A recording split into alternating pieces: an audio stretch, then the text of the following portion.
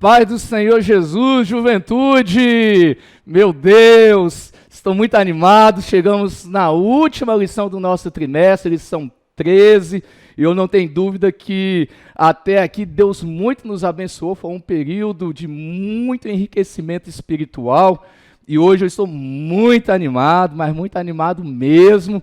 E tenho certeza que Deus vai falar muito aos nossos corações, e nós vamos falar sobre a lição 13, né? Estamos no dia 25 de setembro de 2022. Gente, me perdoa, tá? No meio da gravação. Oi, Júlia. Paz, irmã. Tudo bem? Irmã, eu estou no meio da gravação da lição 13.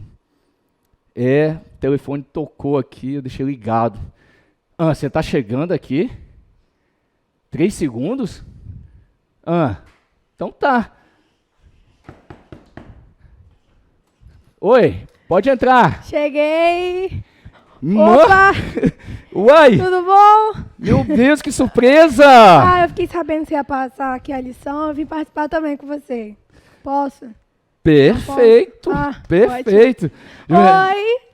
Olha aí, juventude, que surpresa boa, né? Hoje nós estamos com a presença aqui da Júlia aqui, veio participar da lição com a gente. E então nós vamos dar sequência, chegou na hora boa, porque nós vamos fazer a oração ainda. Ai, que bom. Vamos fechar os nossos olhos então, vamos falar com Deus. Eu quero convidar você também que está em casa nesse momento, fechar os seus olhos. Nós vamos falar com Deus neste momento, e eu não tenho dúvida que Deus vai falar muito aos nossos corações. E louvo a Deus, tá, Júlia, pela sua presença aqui hoje, aqui, participando desse momento com a gente. Vamos falar com Deus. Pai, nós te louvamos, nós te exaltamos por mais uma EBD, por mais uma escola bíblica, pelo fechamento desse trimestre, assim como o Senhor falou o coração de todos nós nesse período, de cada jovem, nós rogamos a sua presença nesse momento novamente, pedimos, meu Deus, que o Espírito Santo esteja falando poderosamente as nossas vidas nesta hora. Senhor Deus, abençoe cada jovem, cada família, e oramos, meu Deus, em nome de Jesus. Amém. Amém. Juventude, nós vamos falar sobre a lição 13. Júlia, já que você está aqui, fala para eles então aí o título da nossa lição. Tá, deixa eu ver. O título da nossa lição é O Discípulo de Jesus e a Verdadeira Esperança. Meu Deus, que tema poderoso, hein, irmãos, que nós vamos falar nessa noite, né? Nós também temos o texto principal, você pode continuar lendo para nós, Júlia? Quem vencer herdará todas as coisas, e eu serei o seu Deus, e ele será o meu filho. Apocalipse 21, 7. Meu Pai, quem vencer herdará todas as coisas. Irmãos, por aí a gente já tem ideia do que Deus vai ministrar aos nossos corações hoje, né? Sim. O resumo, irmãos, da nossa lição, né, nós vamos falar também, por favor, irmã. A comunhão eterna com Deus é a esperança que nos mobiliza a viver de modo santo e justo. Perfeito. Irmãos, isso aí é tudo que resume hoje a nossa lição. Nós vamos falar sobre muitos assuntos, mas essa parte aí é o que a gente vai ser o nosso norte, né, o que centraliza a nossa lição hoje. E eu quero convidar você para pegar sua revista nesse momento. Hoje você já deve estar com sua revista em mãos. Vai aparecer também para quem está nos acompanhando, os nossos visitantes. Deus abençoe a sua vida. Vai aparecer aí também no monitor o texto bíblico que nós vamos ler aqui nessa manhã de domingo. Ele também está em Apocalipse, né, capítulo 21, versículo 1 a 5, para quem quiser acompanhar na sua Bíblia. E eu vou pedir à nossa aluna convidada, né, que foi uma surpresa aqui, participar com a gente. Acompanhe aí na sua Bíblia, acompanhe aí na tela do seu aparelho. E vi um novo céu e uma nova terra, porque já o primeiro céu e a primeira terra passaram, e o mar já não existe. E eu, João, vi a santa cidade, a nova Jerusalém, que Deus descia do céu, adereçada como uma esposa ataviada para o seu marido. E ouvi uma grande voz do céu que dizia: Eis aqui o tabernáculo de Deus com os homens, pois com eles habitará, e eles serão o seu povo, e o mesmo Deus estará com eles, e será o seu Deus. E Deus limpará de seus olhos toda lágrima, e não haverá mais morte, nem pranto, nem clamor, nem dor, porque já as primeiras coisas são passadas. E o que estava sentado sobre o trono disse: Eis que faço nova todas as coisas. E disse-me: Escreve, porque essas palavras são verdadeiras e fiéis. Meu Deus, é Meu muito Deus. forte, né, irmãos? É. Nós vamos seguir, Júlio, então, com a nossa lição, que é muito... Esse assunto é muito edificante. Irmãos, a introdução, ela fala o seguinte. Então, nós vamos dar continuidade com a introdução. Acompanhe na sua revista. O crente é uma pessoa que tem um compromisso com a construção de uma sociedade melhor. Mesmo sabendo que a redenção da humanidade se concretizará apenas com o reino de Cristo. Nossa esperança pelo céu não inviabiliza nossos esforços em prol de um mundo mais justo e bom. Enquanto o céu não chega, continuamos orando e trabalhando pelas manifestações do reino deste mundo, e essa talvez seja a nossa maior contribuição como corpo de Cristo. Irmãos,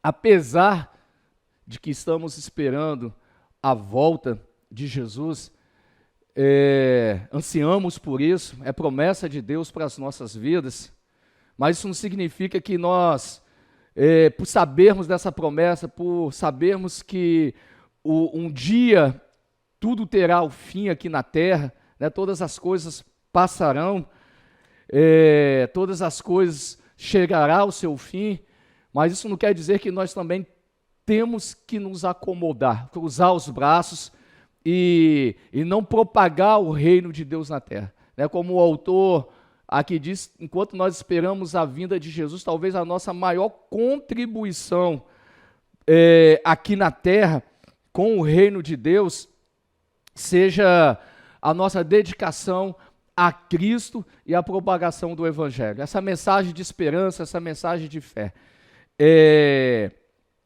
O primeiro ponto da nossa lição diz o seguinte: a boa esperança. Irmãos, o título da nossa lição fala sobre o discípulo de Jesus e a verdadeira esperança. A boa esperança. Primeiro subponto diz o seguinte: a esperança que destrói a angústia. Em um mundo onde o coração de muitos se encontra adoecido, Jesus declara aos seus discípulos que eles poderiam descansar em confiança e paz. Está aqui um texto base aqui do Evangelho de João, capítulo 14, versículo 1, que é bem conhecido, né? Não se turbe o vosso coração, credes em Deus, credes também em mim. Na casa de meu pai há muitas moradas, né? A continuidade.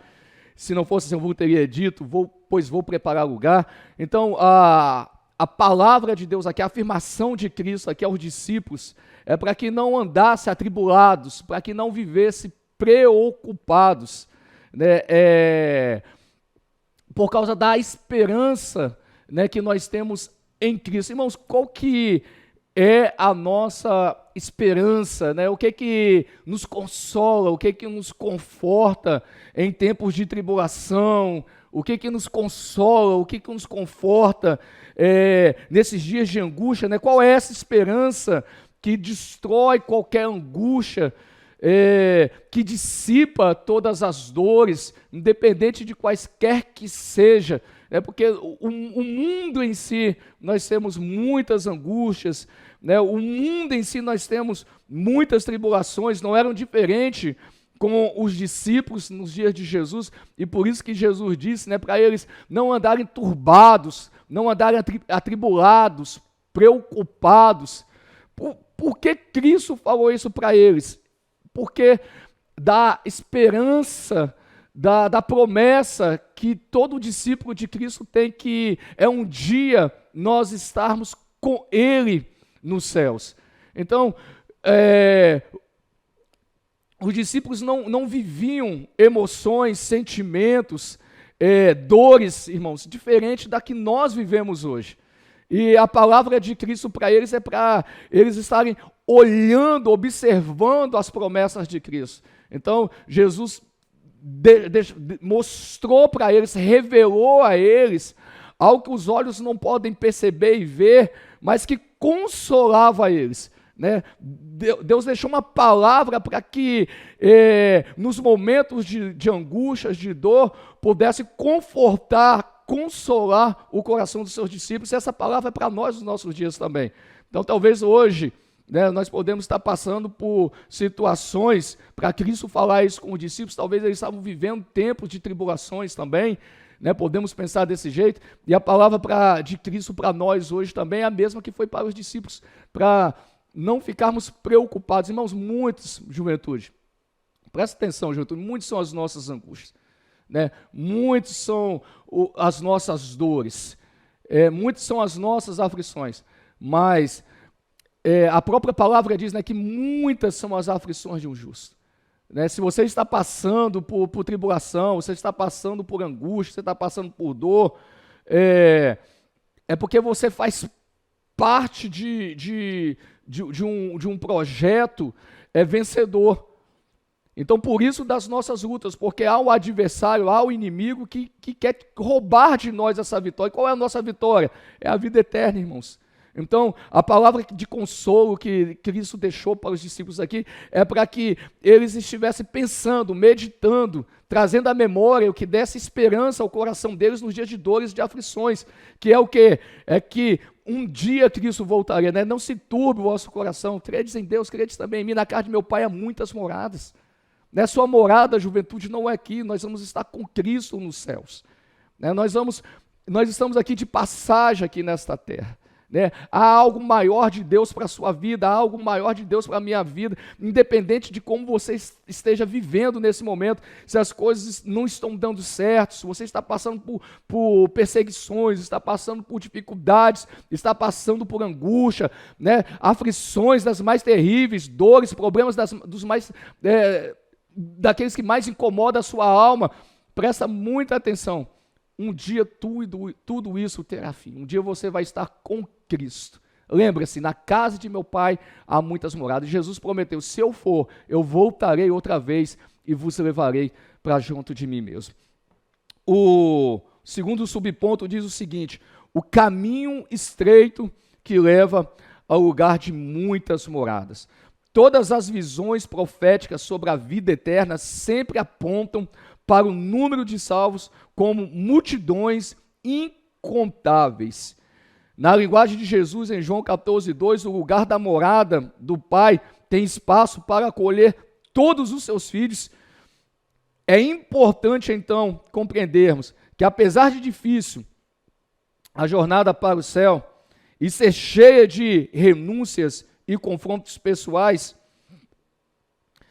miríades, multidões incontáveis habitarão na morada do Pai. Celebramos, o inferno perdeu. Irmãos, eu fiz questão de ler isso aqui, que é muito interessante isso aqui.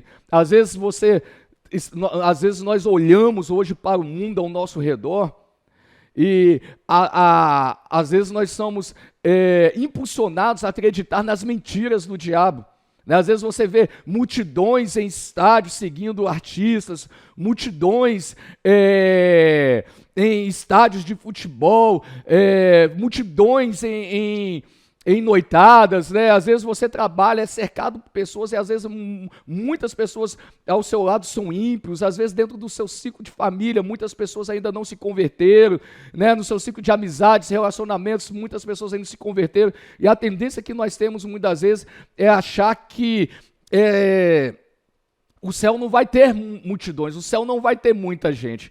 Mas, irmãos, todas as passagens bíblicas, todas as profecias, todas as revelações, todas as visões apontam que uma grande multidão, né, uma multidão de pessoas de todas as gerações serão salvos. Os números de salvos não são poucos, né? Os números de salvos serão muitos, por mais que o diabo tenha investido para impedir muitas pessoas chegar no céu.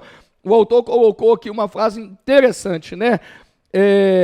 Celebremos porque o inferno perdeu. Perdeu o diabo. O inferno perdeu. O inferno perdeu. Por quê? Porque multidões, a Bíblia já aponta que multidões estarão reinando com Cristo. E eu louvo a Deus por fazer parte e por você fazer parte dessa multidão que a Bíblia aponta. Né? Às vezes você fala assim, né? A Bíblia fala de João, a Bíblia fala dos profetas, a Bíblia fala de grandes homens, que são apontados na Bíblia, dos juízes, né, dos valentes de Davi. A Bíblia fala dos apóstolos, a Bíblia fala de Abraão, a Bíblia fala de Moisés, mas você também, o seu nome, né, você é relacionado aqui na Bíblia também. Sabia, jovem? Que você é relacionado aqui na Bíblia, ainda que não conste o seu nome, mas você é classificado aqui no meio dessa multidão. Quando a Bíblia fala multidões, né, multidões vão reinar com Cristo, você é essa multidão, e a minha palavra é: segue firme, olhando para Jesus, renunciando o mundo, vivendo uma vida de santidade, porque muitos, né, é enorme o número das pessoas que vão habitar com Jesus. O terceiro subponto: o melhor do céu é Jesus.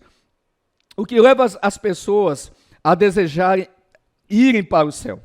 Um relacionamento contínuo, edificante, amoroso com o Senhor Jesus é a razão de almejarmos o céu. Viver com Jesus eternamente deve ser a razão de nossa fé cristã. Irmãos, qual que deve ser o nosso maior desejo de estar no céu? Será que o seu maior desejo de estar no céu é porque você tem medo de ir para o inferno? Né? Às vezes nós seguimos a Cristo de uma maneira errada, né? Às vezes nós não estamos amando ao Senhor como Ele nos ama, né? A Bíblia fala que o Senhor nos amou primeiro, que não foi nós que escolhemos a Deus, mas que Deus nos escolheu e nos nomeou para irmos e darmos frutos. Né? Foi Cristo que se entregou por nós. Né? Deus nos amou desde a fundação dos séculos. Qual que é a sua motivação? Né? Qual que é o seu maior desejo de ir para o céu? É vontade de escapar das aflições vindouras, de passar uma eternidade em sofrimento, de passar uma eternidade no inferno, de sofrer pelo resto da vida? Se for essa a sua motivação, nós estamos de forma errada na presença de Deus e ainda nós não entendemos o cristianismo. Né? Nós não estamos seguindo a Cristo por causa de um escapismo do inferno, mas nós devemos seguir a Cristo por amor, e isso faz toda a diferença. Né? Isso faz com que nós possamos viver uma vida sacrificial para Cristo. Né? Isso muda a nossa forma, a nossa ótica, a nossa visão de estarmos na presença de Deus. Né? Deve ser terrível, e eu não consigo nem imaginar, né, como que deve ser o coração de uma pessoa que está querendo somente escapar do inferno e que não segue a Cristo por amor. Irmãos, o nosso maior prazer de estar na presença de Deus deve ser passar a eternidade com Cristo, viver com Cristo. Deve ser viver com Jesus. Irmãos, presta atenção. Eu costumo falar o seguinte, que se tem uma coisa boa aqui na terra, se tem algo muito bom aqui na terra, é a presença de Deus. Né? Nós podemos trabalhar para Jesus, nós podemos fazer missões, nós podemos evangelizar, nós podemos ser usados para pregar o evangelho, expulsar demônios, curar os enfermos. Essas coisas nos dá contentamento, nos dá prazer, porque essas coisas davam prazer aos discípulos também. Quando Jesus enviou os 70 de 2 em 2, e eles voltaram com alegria para trazer os resultados. A Bíblia fala sobre esse prazer, sobre esse contentamento que eles tiveram. Mas, irmãos, nada se compara à presença do Senhor. Hoje eu entendo porque Moisés um dia disse, Deus ele proveu tudo para o povo de Israel no deserto. Né? Ele pôs uma coluna de fogo, ele pôs uma nuvem para guardar eles da fadiga do sol ao dia, né? Uma coluna de fogo à noite. Ele chegou a um ponto que Deus ele chamou Moisés, deu proveu Moisés, proveu o povo de Israel com tudo, e ainda colocou um anjo do Senhor, o anjo ia com eles ainda, para proteger, para guardar, para livrar. Mas hoje, irmãos, eu entendo, Moisés, eles tinham tudo, né? Ou seja, todas as respostas de oração eles tinham. Pensa você hoje, você tendo todas as respostas de sua oração, seria para você o fim isso daí? Se Deus hoje aparecesse para você e falasse, olha, eu estou respondendo todas as suas orações, qual seria a sua reação? Qual seria o seu comportamento? Era mais ou menos isso que ele estava fazendo com Moisés. E o que me chama a atenção no texto é que Moisés falou assim, olha, não me deixe sair daqui se a sua presença não for conosco. Irmãos, a presença de Deus é a melhor coisa.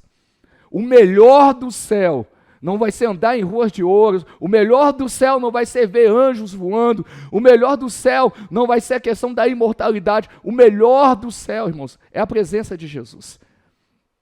É viver, estar do lado de Cristo, é viver com Deus, é estar com o Espírito Santo. Irmãos, quando nós estamos no culto, quando vem a presença de Deus, que a nuvem desce, que o ambiente é cheio, irmãos, não tem nada melhor na vida do que a presença de Deus. Quantos cultos que nós participamos, quantos momentos que nós estamos participando, que a presença de Deus vem sobre nossas vidas, ou vem sobre um ambiente, e nós somos tomados de um gozo, e que não tem como descrever o tamanho do regozijo que fica no nosso coração. A gente chora e ri ao mesmo tempo, ri e chora ao mesmo tempo. Eu lembro quando eu fui batizado com o Espírito Santo, um jovem chegou perto de mim e falou assim, você está rindo ou chorando? Eu falei assim, os dois, eu não sei se eu estou rindo, se eu estou chorando, eu só sei que o gozo é enorme, e eu ria, eu chorava. E quantos cultos que a gente tem a presença de Deus, é algo que não tem como medir. Então, o que te leva a desejar ir para o céu? Que seja a presença de Jesus. Antes de passar para o segundo ponto da nossa lição, nós vamos ter uma participação aqui especial que vai falar um pouco mais, vai trazer um conteúdo que vai nos acrescentar um pouquinho mais. E hoje nós vamos ouvir essa participação. A paz do Senhor, jovens, eu vim aqui deixar minha breve contribuição para a lição 13 no tópico 1, e lendo esse tópico, eu me lembrei do que está escrito no livro de Salmos, no capítulo 20, no versos 6 e 7, que diz assim: agora sei que o Senhor salva o seu ungido, ele o ouvirá desde o seu santo céu, com a força salvadora da sua destra. Uns confiam em carros, outros em cavalos, mas nós faremos menção do nome do Senhor, nosso Deus. Acredito que depositar a esperança e a confiança de fato em Deus seja um dos maiores desafios do cristão. E falando por experiência própria, em alguns momentos que eu precisei aprender a depositar tudo isso nele, foram os momentos de grandes desafios, mas também foram os momentos de maior proximidade e intimidade com ele.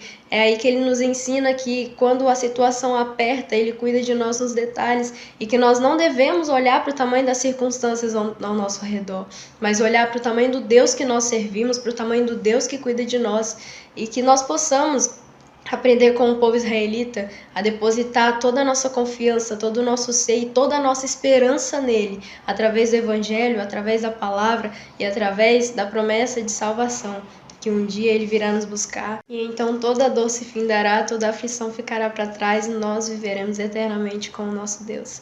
Essa é a minha contribuição, foi o que o Espírito Santo colocou no meu coração para falar com você. Até mais. Deus seja louvado pela participação dos nossos jovens, que estão contribuindo muito com a nossa lição nessa manhã.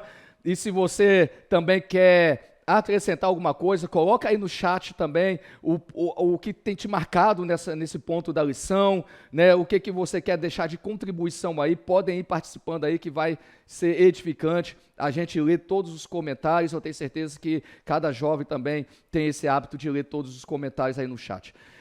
O segundo ponto da nossa lição, ele fala o seguinte: o caminho para o céu. Conhecer o caminho, uma necessidade. Jesus adverte seus discípulos a respeito da necessidade de permanecerem no plano divino, sem desvios de rotas alternativas ou atalhos. Irmãos, isso aqui é muito importante.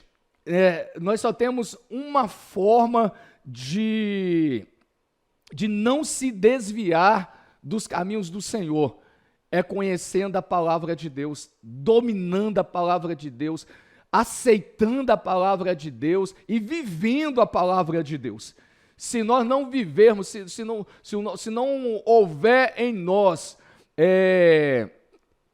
esse anseio de se submeter, né, eu até falo até mais, né, nós precisamos ter a humildade de se submeter à palavra de Deus, não extrair aquilo que é conveniente para nós, mas vivermos a palavra de Deus até naquilo que não é conveniente para nós, naquilo que nos confronta. Irmãos, quais são os atalhos que nós podemos pegar?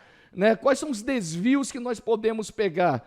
É exatamente a gente viver do que nós queremos viver. Né? Esse versículo eu observo, essa passagem aqui eu guardo, mas isso daqui não. Aquilo que nos confronta e eu não quero viver, então eu estou pegando atalho. Então eu estou me desviando, eu estou pegando o desvio. E a nossa carne, ela vai fazer isso o tempo todo. Né? As vozes dentro de nós, irmãos, existe a voz do Espírito Santo, a voz de Deus falando conosco o tempo todo, mas existe a voz do nosso coração e existe a voz do diabo também. Qual das vozes que nós estamos dando ouvido? Né? E a voz do Espírito Santo sempre vai estar ligada à palavra de Deus.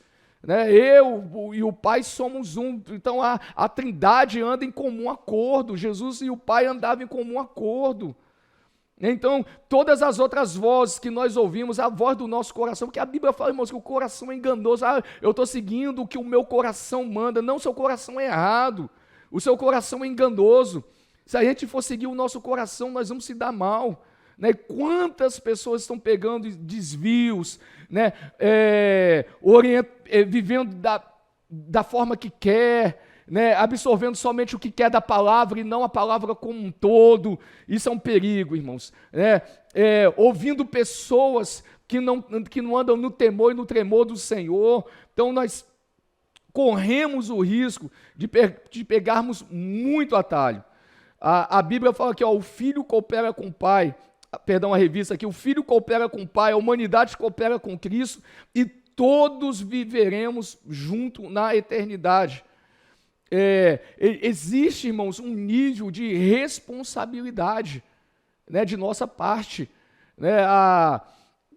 Às vezes nós achamos que nós não temos que nos submeter, nos disciplinar, se preocupar em aplicar a palavra de Deus, as leis de Deus, os mandamentos de Deus aos nossos corações. E essa é exatamente a nossa parte.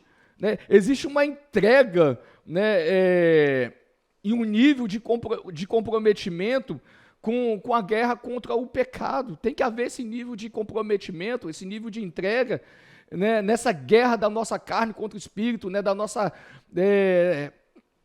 de fazer a vontade da nossa carne, a Bíblia fala para a gente resistir ao diabo. Então é uma guerra o tempo todo. A Bíblia fala resistir ao diabo e ele fugirá de vós. Então tem que haver um comprometimento nosso nessa luta, né, para a gente, quanto mais nos esvaziamos de nós, quanto mais nós vencemos o mundo, quanto mais nós nos abnegamos, abrimos mãos das nossas vontades, dos nossos desejos, dos nossos prazeres, nós vamos nos enchendo mais de Deus e se aproximando mais de Deus. Esse deve ser a nossa meta. Jesus é o caminho. Irmãos, o texto mais conhecido da Bíblia, né? João 14,6, né? Disse-lhe Jesus: eu sou o caminho, a verdade e a vida. Não há um outro caminho para o céu a não ser Jesus. A afirmação que Jesus é a vida, e essa expressão com o artigo definido, a vida, não se refere a qualquer vida de uma mera subsistência biológica, mas da vida eterna. Irmãos, olha só que coisa interessante, né? Quando Jesus ele fala que ele é o caminho, a verdade e a vida, né? Às vezes nós podemos cometer o erro de Cristo estar se referindo a uma vida, né? Uma vida aqui na terra, né? Uma vida biológica, né? Essa vida limitada que nós temos, e não é isso. Né? Quando Cristo ele está falando que Ele é a vida, né? E Ele está trazendo daquilo que é eterno, daquilo que não é deste mundo, né? Ele está trazendo uma essência, né, dos céus para as nossas vidas. Então, quando nós entregamos a nossa vida a Jesus Cristo, nós não só estamos tomando uma decisão de vivermos, né, uma vida conforme a palavra de Deus, mas nós estamos adquirindo, e também não estamos só adquirindo a salvação, mas nós estamos adquirindo tudo aquilo que vem agregado ao pacote da salvação. Você passa agora a ter seu nome escrito no livro da vida nos céus. Você que era mortal, agora passa a ser já imortal. Irmãos, quando que nós passamos a ter uma vida imortal? É lógico que esse corpo nosso, né, se nós não sermos arrebatados, nós sabemos que passaremos pela morte, esse corpo há de ressuscitar, e esse corpo será glorificado, né, vai ser revestido de incorruptibilidade, esse corpo vai ser transformado, e às vezes a nossa ideia de imortalidade é daí para frente, da ressurreição do corpo, né? Irmãos, nós passamos até a vida eterna, no momento que nós aceitamos a Jesus Cristo. Então, a partir do momento que eu aceito esta vida, né, essa essência do céu, né, o meu nome já é escrito no livro da vida nos céus, então, a partir desse momento, essa vida passa a habitar em mim e eu passo a fazer parte agora de uma nova vida. Né? A vida que antes eu levava, agora eu já não levo mais. Né? As leis que outrora me dirigiam, essas leis já não mais me dirigem. Porque há eu gosto muito de falar assim, que o aceitar Jesus Cristo é como se fosse um pacote com vários presentes. Né? Então, a imortalidade, né, um ponto que a gente estava falando, então é já no momento que você aceita Cristo. No momento que nós nos decidimos ao lado de Cristo, grandes coisas acontecem na nossa vida. Então, a vida que nós recebemos de Cristo, ela é muito mais abrangente, ela é muito além do que vai o nosso entendimento. Né? É uma vida que não tem mais fim. Né? Pensa, irmãos, viver uma vida eterna, né? Viver uma vida onde que tudo aquilo que nós esperamos aqui nessa vida, que é o gozo, que é a paz, que é a alegria, nós vamos ter isso em Cristo, nós já passamos a ter isso. Irmão, que dia que nós vamos passar isso? É lógico que a plenitude, a vida plena, nós só vamos ter no céu, na presença de Deus, na eternidade. Aqui ainda é um tempo de lutas, mas irmãos, você já recebeu isso, você já ganhou isso, você já foi premiado, né? Você já tem direito a todas essas coisas, você já está incluído nesse pacote. Né? Então, irmãos, há uma importância de viver uma vida de santidade. Lute pela sua santidade, luta para guardar todos os mandamentos, luta para seguir a Jesus Cristo, luta, tenha Cristo como seu exemplo, viva uma vida com propósito em Jesus Cristo, olhando para a sua salvação, né? Fitem os olhos no céu, irmãos, fitem os olhos no céu, foque os céus, acima de todas as coisas nesta terra. O terceiro ponto da nossa lição diz o seguinte: o acesso ao Pai. Não existe salvação sem comunhão. Quem deseja conhecer ao Pai, assentado no seu trono, no céu, cheio de esplendor, precisa se tornar amigo do Filho. Irmãos, não existe, como nós vimos no ponto anterior, uma outra forma de ser salvo. É muito comum quando a gente vai evangelizar alguém e nós falamos de Jesus e a pessoa ela está desviada, ela está vivendo uma vida no mundo de qualquer jeito, mas é muito comum nós ouvirmos assim: não, mas eu já tenho a Jesus. Porque as pessoas acham que elas têm uma visão distorcida do que é ter Jesus. Elas acham porque já ouviram falar de Jesus, elas acham às vezes porque nasceram talvez no lar evangélico, porque os pais são evangélicos, porque algum membro da família é cristão, ou porque ela tem uma Bíblia dentro de casa, mas ela já fala que ela já tem Jesus, mas está vivendo uma vida de qualquer jeito, anda em pecado, não anda uma vida de obediência, não tem temor, não tem tremor, não vive em comunhão, não adora. E é impossível chegar a Deus sem uma vida de comunhão. O Evangelho de João fala exatamente sobre isso, né? Se nós estivermos ligados no Senhor, né? Ele é a videira, que Cristo ele fala: eu sou a videira. Então, todos aqueles que estão ligados em mim darão muitos frutos, ou seja, aqueles que estão em comunhão comigo darão muitos frutos. Mas aqueles que não estão em comunhão, ou seja, aqueles que não dão frutos serão cortados. Então não tem como chegar a Deus, irmãos, é impossível chegar ao Pai, ter acesso ao Pai, se não for por meio de Cristo, se não for por meio do Filho, se não for por meio de Jesus. Não existe salvação em nenhum outro nome a não ser em Cristo Jesus. Não há como ser salvo, se não viver uma vida de intimidade, uma vida de profundidade, se não sermos verdadeiros imitadores de Cristo. Se não honrarmos ao Pai assim como Ele honrou, como Ele foi submisso. Então, o nosso acesso ao céu, ao reino de Deus, nós só teremos esse acesso em virtude da mediação do Filho. Não tem uma outra forma de ser salvo. Por isso, a religião não salva ninguém. O farisaísmo também não. Essas jamais serão causas de salvação. Irmãos, não há salvação. Não há nem deuses em imagens de escultura, imagens feitas por mãos de homens. Não há salvação. Não há salvação em nenhuma outra religião. Religião, ela não salva. O que salva é Jesus Cristo. Denominação não salva. O que salva é Jesus Cristo. Não tem uma outra forma de sermos salvos a não ser por Jesus. Eu sou o caminho, eu sou a verdade, eu sou a vida, Jesus dizendo, e ninguém vai ao Pai a não ser por mim.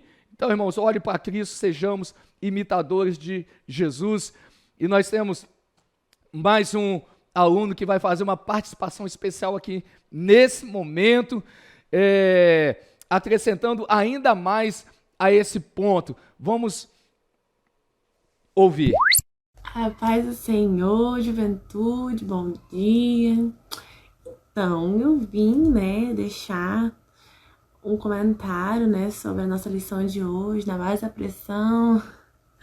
Brincadeira, mas é verdade.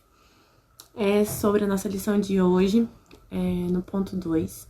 Eu vou ser breve. João 14, do 1 ao 3, diz assim: Não se turbe o vosso coração, credes em Deus, crede também em mim.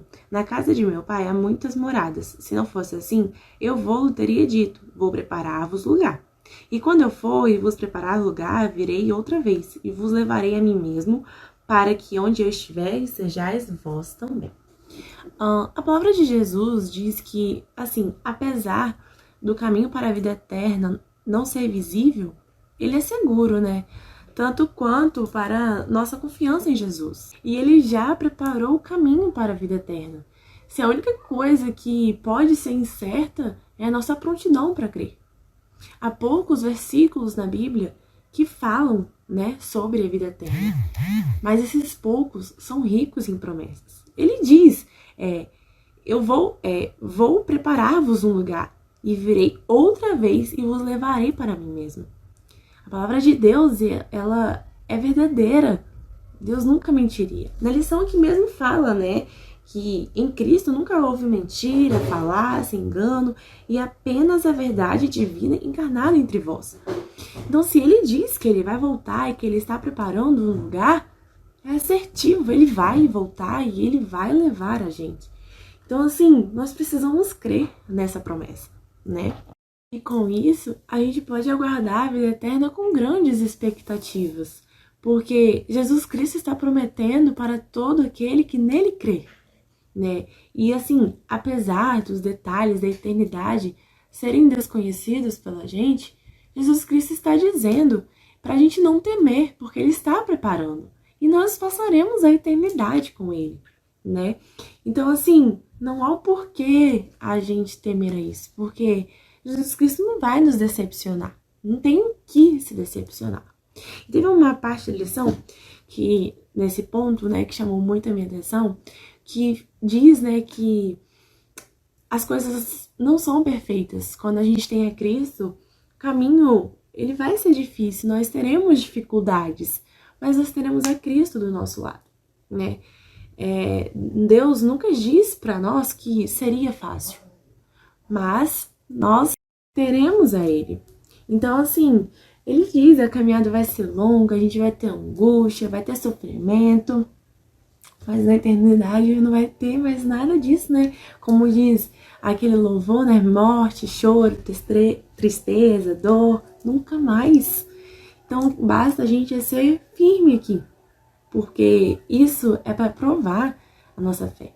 Será que a gente só vai estar ao lado de Cristo, né? Na presença dele nos momentos bons?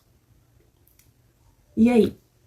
Na introdução da nossa lição, para finalizar, diz assim que enquanto o céu não chega, continuamos orando e trabalhando pela manifestação do reino neste mundo. E talvez seja a nossa maior contribuição como igreja. Então, é isso que eu queria deixar para vocês. Desejo um ótimo dia, que Deus abençoe a vida de vocês. Amém.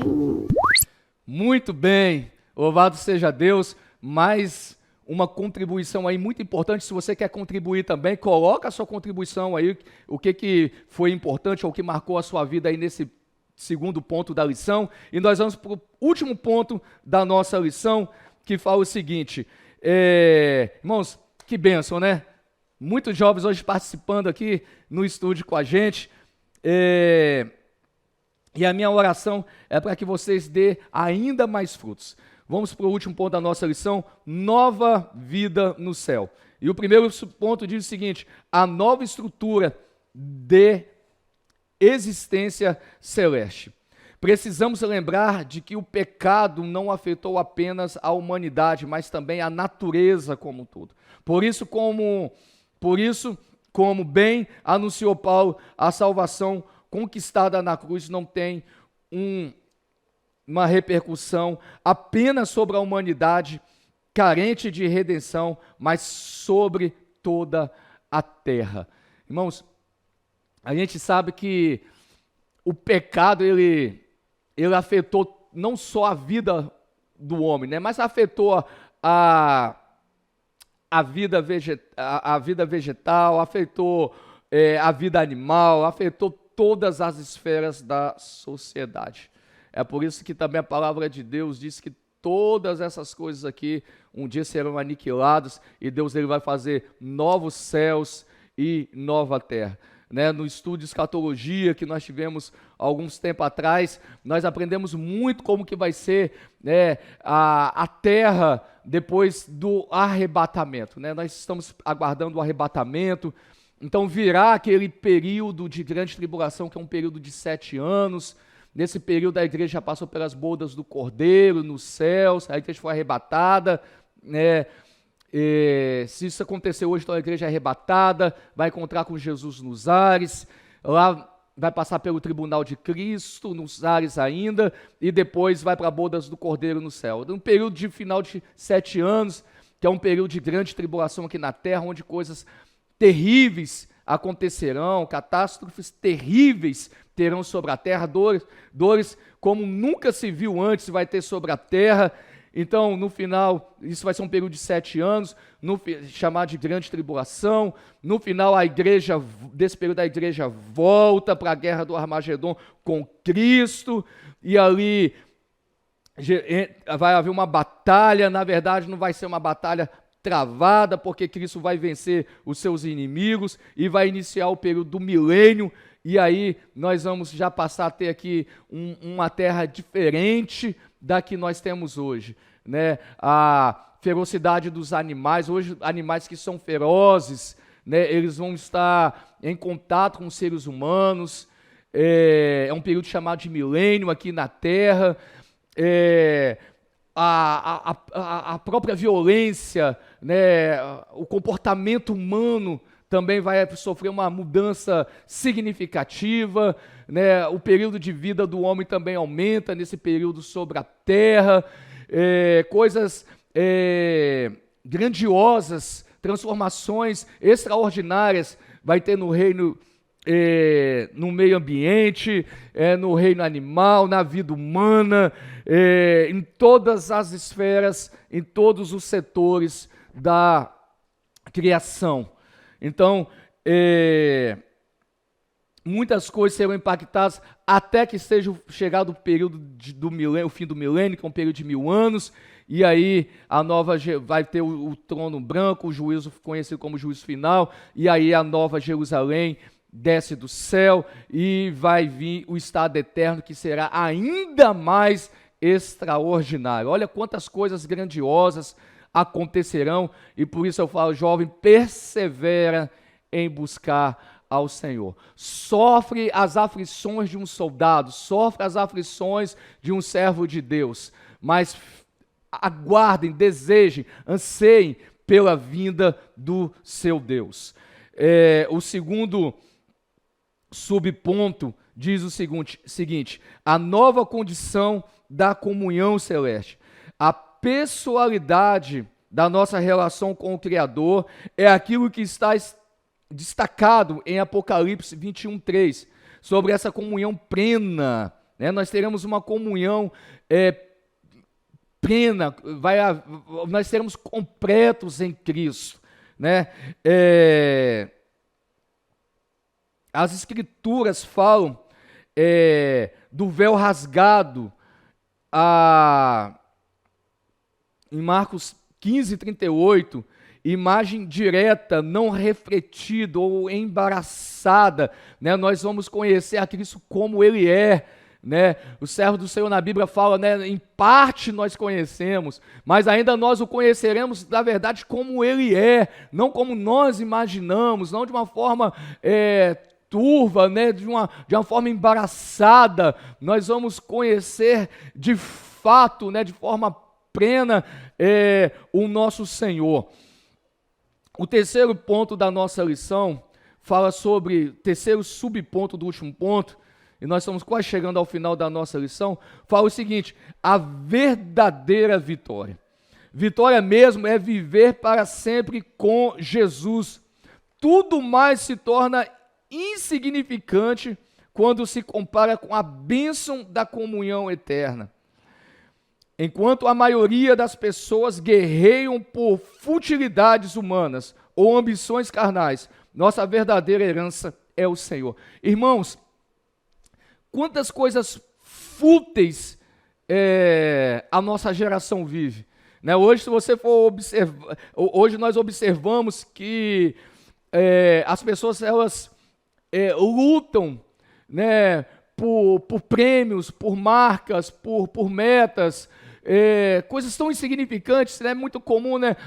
Os 5 homens mais ricos do Brasil, né? Os 5 homens mais ricos do mundo, né? Os 5, vamos pegar na área do esporte, né? As pessoas, os que mais se destacam em tal modalidade, né? As pessoas que na área artística, né? Os que têm mais seguidores no YouTube, os que têm mais seguidores na internet, pessoas que são colecionadores, né? Às vezes de coisas com custos tão altos, né? Coisas que têm valores financeiros às vezes até exorbitante, mas assim, tudo é fútil, irmãos.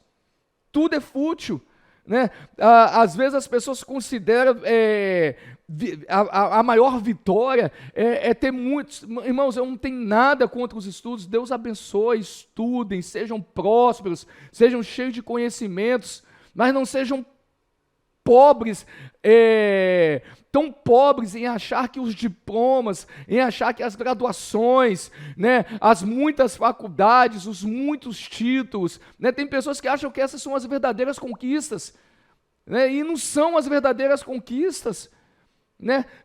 Quantas pessoas, né, se regozijam por falar em tanto, que aprendam vários idiomas, mas as pessoas têm isso aí como a sua maior vitória, né, porque falam 3, 4, 5, 6 idiomas, né, porque pode fazer, tem como vitória porque tem capacidades de conhecimento que pode fazer qualquer concurso federal e passar, e as pessoas acham que isso são suas maiores vitórias,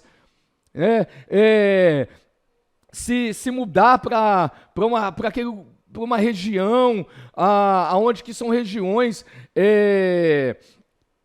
digamos, bem vistas, né? Aonde que só moram pessoas importantes, estarem morando nos melhores lugares, fazer as maiores viagens, né? Tudo coisa fútil, irmãos. Quantas pessoas, né, têm como meta de vida, como objetivo de vida, conhecer tantas nações, fazer tantas viagens ao ano, irmãos, tudo coisa fútil, que o autor colocou que vitória mesmo é viver para sempre com Jesus. Tudo mais é insignificante quando se compara à bênção da comunhão eterna com Deus. Irmãos, às vezes nós gastamos a nossa vida inteira aqui para juntar bens. Passamos a vida inteira sem comunhão com Cristo, ainda corremos o risco de não conseguir a comunhão eterna com Jesus. E a minha pergunta é hoje, onde está o seu coração? O que você considera vitória de verdade na sua vida? Muitos de vocês, irmãos, presta atenção, vocês que andam com Cristo, que obedecem à lei de Deus, vocês já têm uma vida vitoriosa. Vocês já são vitoriosos, irmãos. Nós que temos os nossos nomes escritos no livro da vida, nós já temos uma vida vitoriosa. Nos chama muita atenção os cristãos do passado que falavam, tendo com que comer e com que se vestir, estejam com isso contentes. Hoje, para nós estarmos contentes, nós temos que ter um padrão de vida financeira elevado, nós temos que ter uma vida profissional destacada, nós queremos ter nomes. Irmãos, eles não se preocupavam com isso. A igreja primitiva, as pessoas que tinham muitos bens, eles vendiam, entregavam para a obra evangelística e missionária, para os pobres.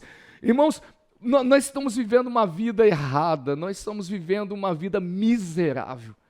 Né? A nossa geração é uma geração pobre de tudo. Nós temos que aprender muito, irmãos, com os irmãos do passado, que Deus tenha misericórdia das nossas vidas.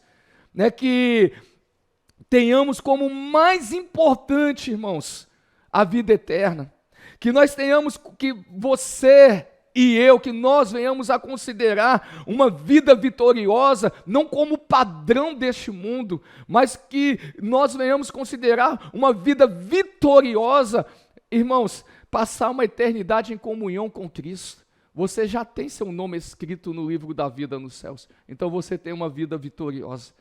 Você tem lutado por uma vida de santidade, para sustentar a sua salvação, ser santo. Sem santificação ninguém verá a Deus. A Bíblia fala, sede santos porque eu sou santo. A Bíblia fala, sem santificação ninguém verá a Deus. Então, você tem lutado por essa vida de santificação. Isso é ter uma vida vitoriosa.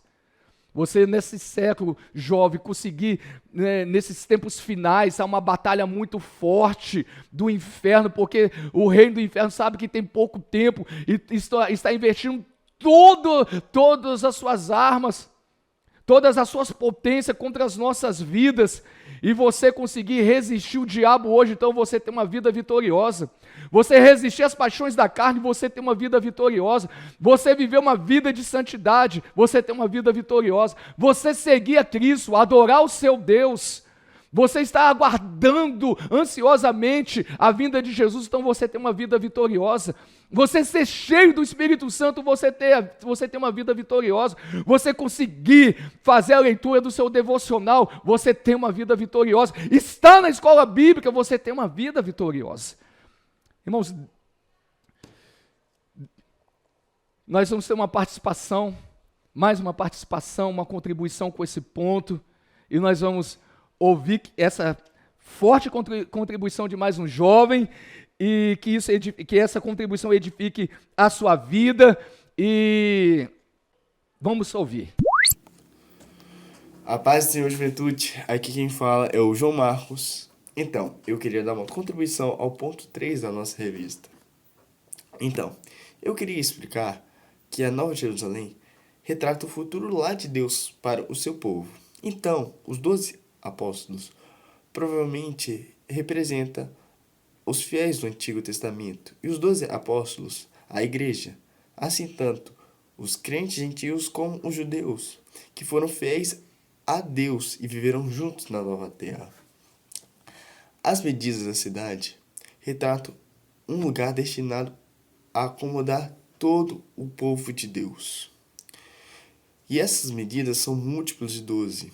O número do povo de Deus. Havia 12 tribos em Israel e 12 apóstolos que iniciaram a igreja. A Nova Jerusalém forma um cubo perfeito, que tem um formato do oráculo, ou Santo dos Santos. E essas medidas ilustram que o nosso lar será perfeito. E queria deixar também que uma aplicação aqui, devemos batalhar para conseguir esse lar perfeito. E assim, o que mais vejo nesse ponto é a gente batalhar aqui na Terra, porque assim, a batalha é difícil, muitas coisas vão acontecer, mas o que devemos buscar é esse lar perfeito. O que adianta aqui ter de tudo, mas não ter perfeito? E estudando e vendo a lição, eu lembrei de uma passagem que se encontra em 1 Coríntios 13, versículo 12. Porque agora vemos por espelho e enigma, mas então veremos face a face. Agora eu conheço em parte, mas então conhecerei como também sou conhecido. Então é isso. Glória a Deus, e voltamos ao estúdio ADME. Falou, tchau, tchau. Louva a Deus pela vida dos nossos jovens que fizeram essa contribuição durante essa escola bíblica, na EBD de hoje, a todos que participaram.